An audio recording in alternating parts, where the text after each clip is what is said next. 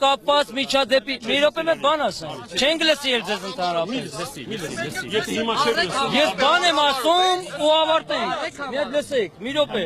Տեր ջան Տեր հայր չեք իր այդ տղային ծեծում է գնացեք կողմեք մի բառ ասեմ հասկանանք իրար Տեր հայր երեք մի հատ կլսենք եղբայր գորալու էլի ապրանքներից արդեն ի վիճակի չէ Տեր հայր երեք Սարի թաղում տեղի ունեցած միջադեպի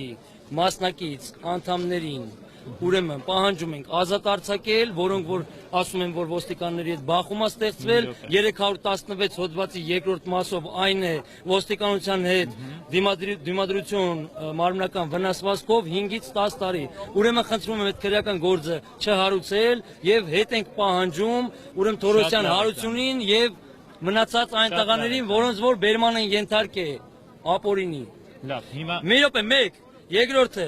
այն տղաներին որոնց որ ստեղ գտնված նորից շտերից այն կողմ են տարել պահանջում ենք հետ բերել ուրեմն եթե չեն ուզում կրքերը բորբոքել ուզում են բոլորովին քաղաքակիրթ ձևով գնանք բանակցության հասկանանք օգնենք եւ օգտակար լինենք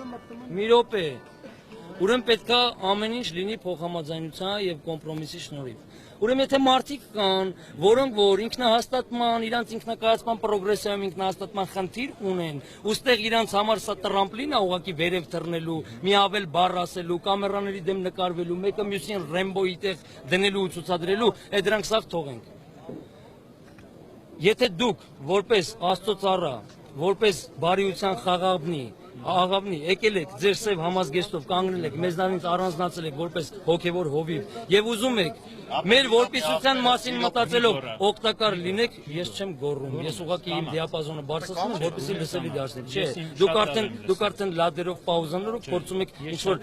ես անցել եմ ձեր դպրոցը վաղուց ես չգիտեմ դուք ինչ տարիք ունեք Աստված ձեզ պահապան ուրեմն լսեք Աստված մեր համար վաղուց չի մահացել մի րոպե կներեք էլի Աստված վաղուց մեր համար չի մահացել եւ Աստծո գահին Բենջամին Ֆրանկլինը չի նստել մեր Աստված մեր համար կա